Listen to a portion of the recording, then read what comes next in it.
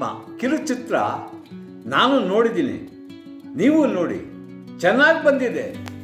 ಓಕೆನಾ? ಓಕೆ. ಧ್ವನಿ ರಾಜೇಶ್, ಸಂಕಲನ ಚೈತನ್ ಕವಿರಾಜ್, ಮೈಸೂರು. ನಿರ್ದೇಶನ ಕಾರ್ತಿಕ್ ಸೂರ್ಯ. ಇದಕ್ಕೆ ನಿರ್ಮಾಪಕರು, ಸಂಭಾಷಣೆ ಶ್ರೀನಿವಾಸ್. ಭಾರತೀಯ ಚಿತ್ರರಂಗದ ಧ್ರುವತಾರೆ, ಕರುನಾಡಿನ ಶ್ರೀಗಂಧದ ನಗುವಿನ ತಾರೆ ಅಪ್ಪು. ಅಪ್ಪು ಅವರಿಗೆ ಯಾವ ಅಮೃತ ಗಳಿಗೆಯಲ್ಲಿ ಪವರ್ ಸ್ಟಾರ್ ಎಂದು ಕರೆದರೋ ಆ ಪವರ್ಗೆ ಇಡೀ ಭಾರತೀಯ ಚಿತ್ರರಂಗವೇ ತಿರುಗಿ ನೋಡುವಂತೆ, ಮೆಚ್ಚುವಂತೆ ಮಾಡಿದ್ದು ಈ ನಮ್ಮ ಚಂದನವನದ ದೊಡ್ಡ ಆಲದ ಮರ. ಆಕಾಶ ದೀಪವು ನೀನು, ನಿನ್ನ ಕಂಡಾಗ ಸಂತೋಷವೇನು.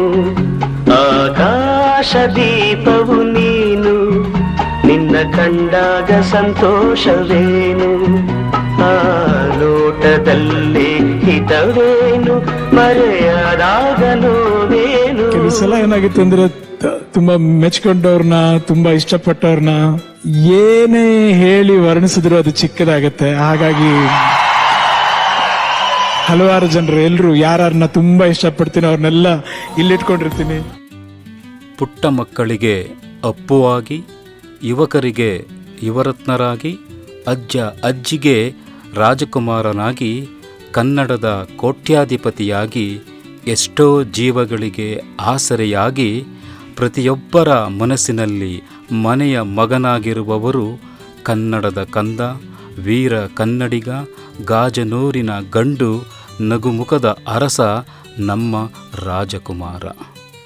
ಬೆಟ್ಟದ ಹೂವಿನ ಪರಿಮಳ ಆಕಾಶದೆತ್ತರಕ್ಕೂ ಸಾಗಿದ ಅಪ್ಪು ಅವರ ಕೂಗು ದೇವರಿಗೂ ಮುಟ್ಟಿತು.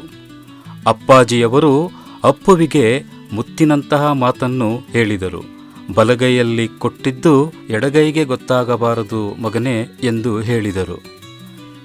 ತಂದೆಗೆ ತಕ್ಕ ಮಗನಾಗಿ, ಬಡವರ ಬಂಧುವಾಗಿ, ವೃದ್ಧಾಶ್ರಮ, ಅನಾಥಾಶ್ರಮ, ಗೋಶಾಲೆಗಳನ್ನು ನಡೆಸಿಕೊಂಡು ಬಂದವರು.